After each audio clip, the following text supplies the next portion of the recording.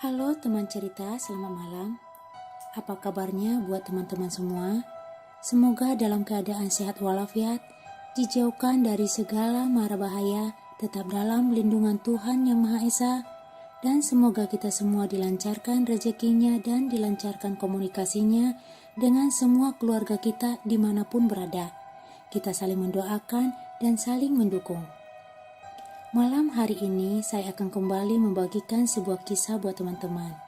Tapi tidak lupa saya ucapkan terima kasih buat teman-teman cerita yang masih setia mendengar cerita saya.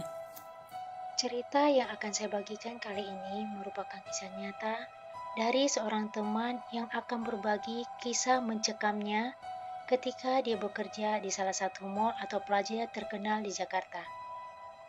Ini dibagikan atau dari catatannya Kabri. Gelap, kosong, sunyi, hanya sedikit lampu menyala memberi penerangan. Seramnya gedung kosong di malam hari. Lift sudah dimatiin di, lo harus lewat tangga dalam. Ya, aku sendirian pula. Mbak Yan gak mau turun bareng?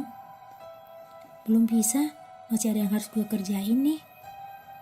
Itu percakapanku dengan Mbak Yanti, staf admin di tempat aku bekerja. Setelah berganti pakaian, aku berniat untuk langsung pulang. Aku yang baru bekerja selama 2 bulan, entah disengaja atau tidak, lebih sering ditugaskan untuk shift sore. Tentu saja, pulangnya akan malam seperti kali ini. Bioskop ada di lantai 6, maka dari itu, aku harus menuruni tangga eskalator yang sudah dalam keadaan mati juga. Lantai demi lantai untuk sampai ke lantai dasar karena lift yang biasanya bisa digunakan ternyata malah mati. Entah kenapa. Gedung Blok M ini berbentuk melingkar walaupun gak bundar. Di tengahnya ada ruang kosong dari atas sampai ke bawah. Jadi, untuk menaiki atau menuruni eskalator harus memutar mengelilingi sebagian lantai untuk menuju eskalator berikutnya. Inilah yang aku lakukan, harus menyelusuri lantai demi lantai, menuruni tangga, menuju pintu keluar di lantai dasar. Berjalan melewati depan setiap toko, pemandangan pantulan kaca displaynya membuat aku bisa melihat diri sendiri yang sedang berjalan sendirian. Ya, terang saja sendirian, sudah nyaris jam 12 tengah malam. Ini bukan yang pertama. Sebelumnya, sudah beberapa kali aku pulang dan berjalan sendirian di dalam gedung plaza ini. Akan tetapi, sesekali aku juga melihat 1 atau 2 orang security yang sedang patroli. Entah melihatnya dari jauh atau berpapasan langsung. Aku yang pada dasarnya sangat penakut, sedikit merasa aman ketika sudah melihat ada petugas security. Seperti yang aku bilang tadi, gedung ini memiliki ruang kosong di tengahnya. Dengan begitu, aku dapat melihat langsung pemandangan lantai per lantai dari atas sampai ke bawah. Makanya, kalau aku dapat melihat security atau orang lain sedang berjalan di lantai berbeda, dengan lantai yang sedang aku susuri. Begitu juga malam ini. Aku tentu saja bisa melihat pemandangan yang sudah aku ceritakan tadi. Walaupun sebagian besar lampu sudah dalam keadaan mati. Oh ya, sebagian lampu dalam gedung dalam keadaan mati ketika sudah di luar jam operasional. Jadi ya gelap. Walaupun bukan gelap total. Tapi ada sedikit mengganggu, karena malam ini aku nggak melihat ada pergerakan orang lain selain aku. Biasanya, yang paling sering aku lihat adalah petugas security atau karyawan lain yang juga akan pulang malam. Malam ini terasa sangat sepi. Hanya suara langkah kakiku saja yang terdengar. Masih di lantai 5, tapi sepertinya aku sudah merasa nggak nyaman. Solusinya, mempercepat langkah supaya lekas sampai ke bawah. Eskalator mati, AC juga mati. Hal ini tentu saja menambah semuanya jadi nggak nyaman. Tapi kecemasan berkurang ketika tiba-tiba terdengar suara langkah kaki. Akhirnya ada orang juga, pikirku dalam hati. Coba mencari tahu dari mana sumber suara. Sambil terus berjalan, aku pandangi setiap lantai sampai yang paling ujung, atas juga sampai bawah. Yang pasti, sang empunya langkah gak berada di lantai 4 yang sedang atau baru saja aku pijak ini. Karena sama sekali gak kelihatan ada orang. Ya sudah. Terdengarnya sih dari lantai bawah. Mungkin orang itu menuju pintu keluar juga sama seperti aku. Itu pikirku. Benar, ketika sedang memperhatikan selasar lantai 2, sekilas aku melihat ada orang yang sedang berjalan. Melangkah menuju eskalator, tapi langkahnya lambat dan berlahan. Dari penampilannya dapat dipastikan kalau itu bukan security, karena bentuknya atau sosoknya seorang perempuan. Terlihat dari gerai rambut panjangnya. Aku juga sangat yakin kalau itu adalah karyawati yang pulang malam, sama seperti aku. Aku yang terus bergerak berjalan, akhirnya pandangan jadi terhalang untuk melihat terus perempuan itu. Sampai akhirnya benar-benar gak bisa melihatnya lagi. Tapi walaupun begitu, suara langkah kaki masih kedengaran. Nah, beberapa detik kemudian, suara langkah juga ikut menghilang. Kemana tuh orang?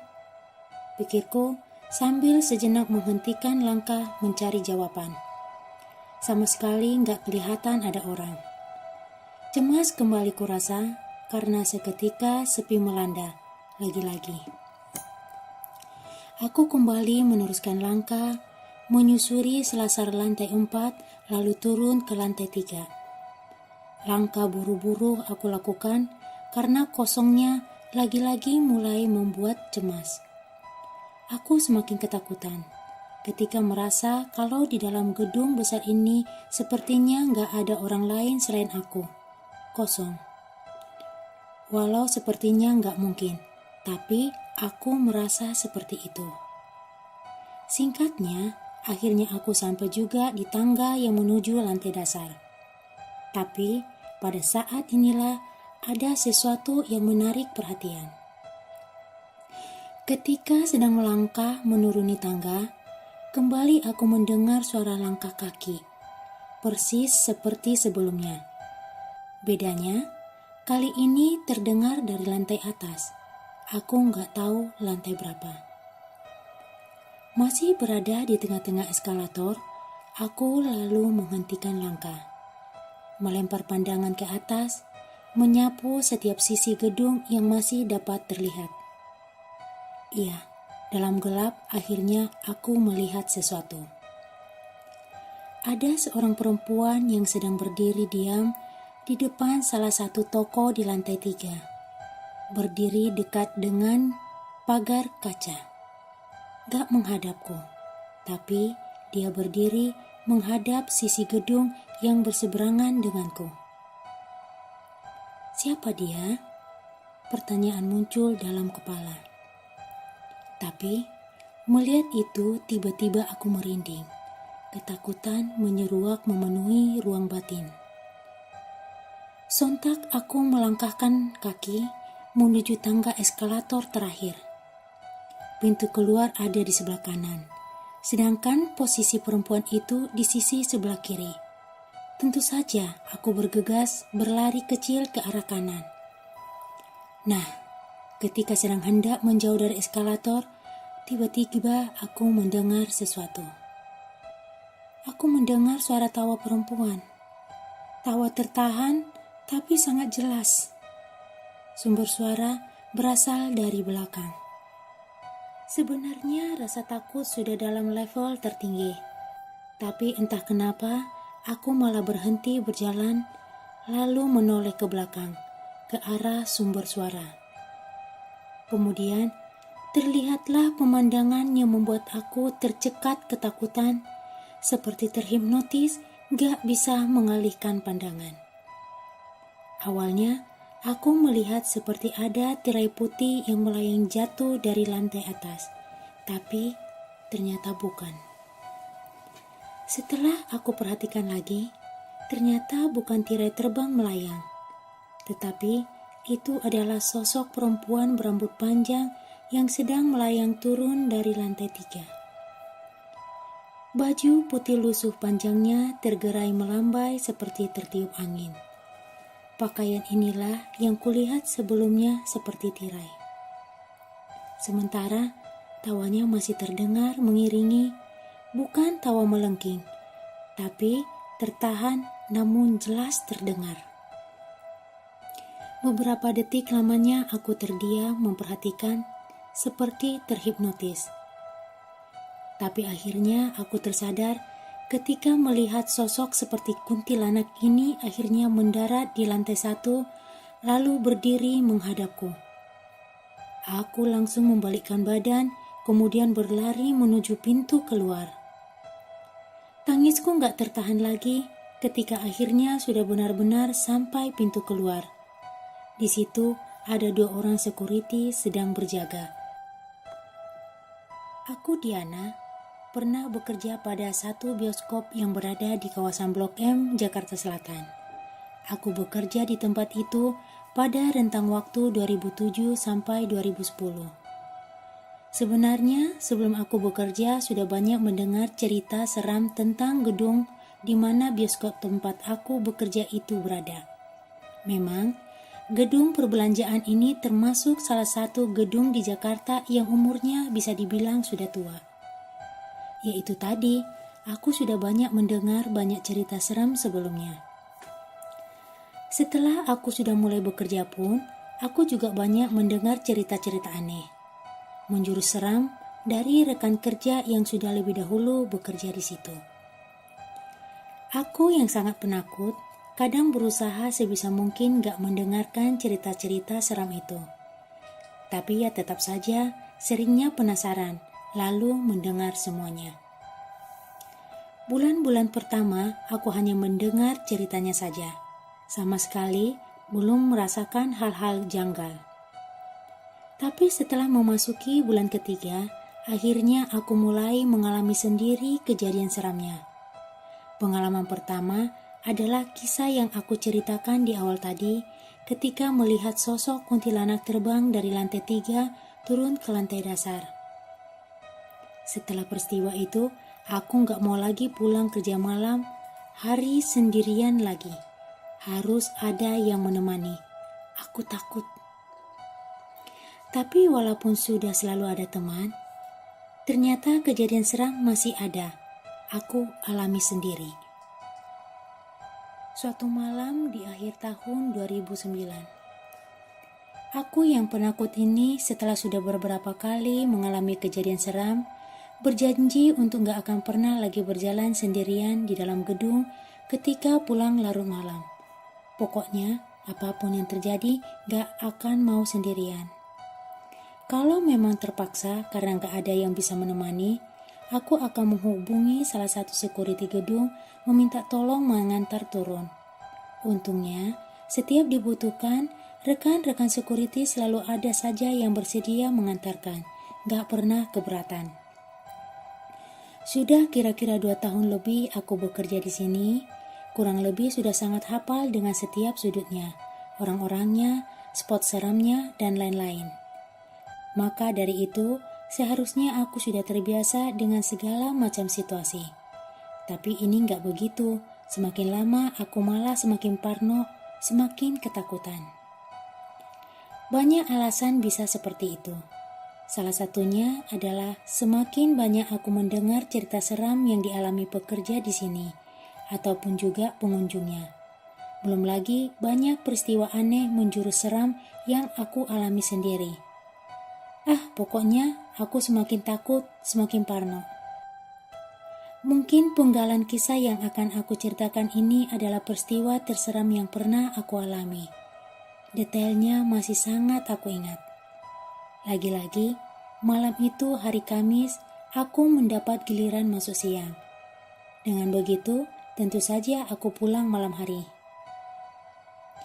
Sebenarnya malam itu aku sudah berencana untuk langsung pulang setelah tugas selesai, tapi ternyata nggak bisa terlaksana. Aku yang bukan merupakan pegawai baru lagi, mulai sering diminta untuk membantu kegiatan administrasi. Begitulah, malam ini akhirnya aku harus lembur menyelesaikan tugas tambahan. Kebetulan nggak menyenangkan. Mbak Irna sebagai staf admin sesungguhnya malah harus pulang lebih cepat karena anaknya sakit. Sekitar jam 11 dia sudah meninggalkan kantor. Meninggalkan aku yang jadi pontang-panting menyelesaikan semuanya. Kemudian satu persatu rekan kerja pulang meninggalkan. Sehingga akhirnya hanya tinggal menyisakan aku dan seorang security bioskop, Pak Indra namanya, serta seorang office boy, Ridwan. Singkat kata, sekitar jam 12 lewat, aku baru bisa pulang. Pak, nanti kita turun bareng ya, aku gak berani sendirian. Aku bilang begitu ke Pak Indra ketika pekerjaanku sudah selesai. Kayak orang baru aja mbak, masih takut aja, jawabnya sambil tertawa. Tapi nanti ya mbak, sekali menunggu Ridwan beberes sebentar lagi, lanjutnya. Oke pak, saya tunggu di depan ya, jawabku yang kemudian meninggalkan ruangan menuju ke bagian depan bioskop. Kebetulan lagi hari ini lift yang ada di depan bioskop rusak, gak bisa digunakan. Lift yang biasanya sangat membantu kami dan pengunjung kalau harus pulang malam karena langsung turun menuju basement tempat parkir. Ya sudah, karena lift rusak, kami akan berjalan turun lewat tangga eskalator sampai bawah. Memang harus seperti itu, gak ada jalan lain. Sementara Pak Indra dan Ridwan menyelesaikan pekerjaannya, aku duduk menunggu di kursi dekat pintu masuk. Sambil melihat-lihat layar BlackBerry kesayangan, aku duduk dalam gelap, karena sebagian lampu sudah dimatikan. Kursi tempat aku duduk ini berada persis menempel di teras kaca. Dari sini aku bisa melihat sebagian besar isi gedung yang tentu saja sudah dalam keadaan kosong. Sesekali aku melempar pandangan, menyisir setiap sudut yang masih terjangkau pandangan. Sejenak pikiranku melayang, mengingat-ingat beberapa peristiwa yang pernah aku alami sendiri ataupun cerita-cerita seram yang banyak beredar. Dek, tiba-tiba aku merinding, kemudian menoleh ke arah pintu bioskop. Lalu jadi agak tenang, karena masih sesekali melihat Pak Indra dan Ridwan warawiri di dalam. Benar-benar sunyi, gak ada suara sama sekali. Lagi-lagi, aku menerawang ruang, merasakan kosongnya malam. Melamun sesaat, fokusku hilang dikala hening senyap menjerat kesadaran. Tapi tiba-tiba, aku melihat sesuatu di kejauhan. Ada bayangan berbentuk orang yang muncul dalam gelap. Aku yang awalnya kaget, berangsur jadi agak tenang ketika merasa kalau sepertinya yang datang itu benar-benar orang. Ternyata memang benar, aku melihat ada seseorang sedang melangkah mendekat. Karena masih cukup jauh, jadinya aku masih hanya bisa melihat dalam bentuk siluet. Tapi aku sudah bisa yakin kalau orang ini adalah sosok laki-laki, kalau melihat dari posturnya. Ketika sudah cukup dekat, barulah aku bisa melihat dengan jelas kalau ternyata yang mendekat itu adalah seorang security gedung. Leganya, aku jadi bisa segera turun dengan meminta untuk ditemani ke bawah. Pak, aku menegurnya. Ketika akhirnya sudah kami berhadapan. Karena gak familiar, aku melihat ke tag name yang ada di seragamnya. Aku membaca namanya Wawan. Iya, aku lupa apakah aku pernah melihat Pak Security yang satu ini atau belum. Karena Wajahnya masih agak asing. Tapi mungkin saja aku lupa. Atau security baru, bisa jadi. Pak security ini tersenyum. Pak Wawan, tolong antar saya ke bawah dong. Hehehehe. Aku meneruskan kalimat yang sempat terpotong sebelumnya. Boleh Mbak, kebetulan saya juga mau turun. Jawab Pak Wawan sambil tetap tersenyum. Oke Pak, sebentar ya. Saya pamit ke dalam dulu. Lalu aku bergegas berjalan ke dalam untuk bilang ke Pak Indra kalau aku turun duluan. Diantar siapa Mbak? Tanya Pak Indra. Security Pak, Wawan namanya. Saya turun duluan ya Pak, jawabku sambil langsung bergegas pamit. Pak Indra yang kelihatan seperti masih punya pertanyaan akhirnya membiarkan aku pergi. Sesampainya kembali di pintu depan, aku masih melihat Pak Wawan berdiri dalam gelap, menungguku. Sudah Pak, yuk kita turun, ucapku. Kemudian kami berjalan menuju eskalator yang sudah dalam keadaan mati. Makasih ya Pak, saya nggak berani jalan sendiri ke bawah. Takut. Iya Mbak, memang agak seram sih. Hehehehe. Sepenggal percakapan terjadi dalam perjalanan kami ke lantai dasar. Pak Wawan baru ya kerja di sini? Tanyaku. Enggak Mbak, sudah lama kok. Jawabnya pendek. Satu persatu tangga kami turuni, satu persatu lantai kami susuri. Ruang gelap sebagian jadi sisi yang harus dilewati. Barisan kaca display toko yang sudah tutup memantulkan bentuk yang ada di hadapannya, layaknya cermin. Sesekali ada percakapan antara aku dan Pak Wawan. Percakapan yang selalu aku yang memulai. Beliau hanya menjawab seperlunya. Terus seperti itu, sampai ketika aku mulai merasa ada yang gak beres. Tiba-tiba aku mendengar ada suara langkah kaki yang sepertinya ada di belakang kami. Refleks aku menoleh ke belakang. Ternyata kosong, gak ada orang sama sekali. Pak Wawan seperti gak menyadari ada suara langkah. Seperti hanya aku yang mendengarnya.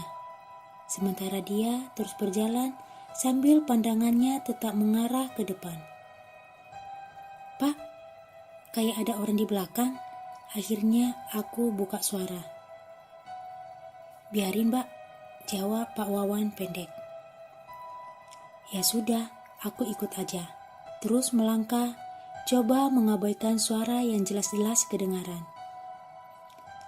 Sekali lagi, tipikal berjalan di dalam mall, sisi kanan atau kiri ada kaca display toko-toko yang berbaris. Toko yang tentu saja sudah dalam keadaan tutup dan kosong. Kaca-kaca display ini, kalau ruangan di dalamnya dalam keadaan gelap, tentu saja menjelma menjadi cermin. Cermin yang memantul semua objek yang ada di hadapannya. Awalnya aku gak memperhatikan pantulan yang ada di kaca itu. Karena sudah pasti isinya adalah aku dan Pak Wawan yang sedang berjalan menyusuri depan toko. Benar adanya, karena kami yang sedang ada di depan kaca. Ya, jadinya pantulan tubuh kami berdualah yang muncul. Tapi ada yang aneh. Ada yang menarik perhatian dari pantulan kaca. Hal itu menyebabkan aku jadi memperlambat langkah. Karena itulah Pak Wawan jadi beberapa langkah di depan. Semakin penasaran, aku untuk memperhatikan kaca display toko. Beberapa detik kemudian, aku semakin melambatkan langkah, sampai akhirnya benar-benar berhenti. Kenapa? Ada apa? Degup jantung seperti berhenti. Desir hawa dingin langsung menyergap diri ketika dari pantulan kaca aku melihat kalau Pak Wawan berjalan melangkah dengan kaki yang sama sekali gak menyentuh lantai. Dia berjalan melayang. Aku semakin kaku, berdiri diam, ketakutan, ketika akhirnya melihat langsung Pak Wawan yang masih berjalan pelan beberapa langkah di depan, tanpa melalui pantulan kaca. Benar, aku melihat langsung kalau Pak Wawan berjalan melayang. Kakinya sama sekali nggak menyentuh lantai. Aku terduduk lemas melihat itu.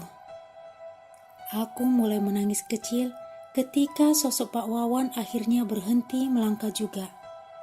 Lalu berlahan membalikkan tubuhnya. Jadi menghadapku. Hanya beberapa meter jarak kami. Pak Wawan tersenyum dalam diam, dalam gelap. Sementara aku terus duduk menangis dalam ketakutan. Ada pintu darurat di sebelah kanan. Sosok Pak Wawan menoleh ke sana, lalu berjalan menuju ke sana. Tetapi berjalan melayang. Pak Wawan berjalan menuju pintu darurat yang dalam keadaan tertutup itu. Dalam remang gelap, aku melihat sosoknya menembus melewati pintu darurat lalu hilang dalam pandangan. Tubuhku lemas, kakiku belum mampu menopang berat badan, gak mampu berdiri. Tapi kemudian aku lagi-lagi mendengar suara langkah kaki terdengar dari belakang. Aku gak mampu untuk menoleh, gak kuat kalau harus kembali menghadapi kengerian. Menangis aku sendirian, sementara langkah-langkah kaki terdengar semakin dekat dan mendekat. Aku ketakutan. Mbak Diana, ngapain di sini? Ayo berdiri, kita keluar. Ternyata Pak Indra dan Ridwan. Syukurlah, aku menangis lega melihat mereka berdua. Beberapa hari kemudian, Pak Indra dan Ridwan sudah berani untuk bercerita. Jadi, malam itu gak lama setelah aku pamit dan bilang akan diantar Pak Wawan turun, Pak Indra langsung buru-buru mengajak Ridwan untuk segera turun juga. Karena ya itu tadi, Mbak Diana bilang kalau mau diantar oleh security yang namanya Wawan. Yang saya tahu pernah dengar kalau dulu memang ada security yang namanya Wawan, tapi sudah lama meninggal.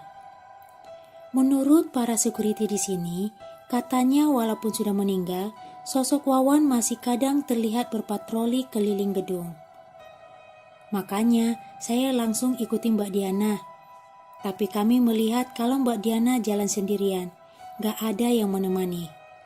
Dipanggil diam saja, gak menoleh. Sampai akhirnya kami menemukan Mbak Diana menangis di lantai 2. Begitu cerita Pak Indra. Inilah kisah nyata Diana yang diceritakan kembali oleh Kak Bri. Terima kasih.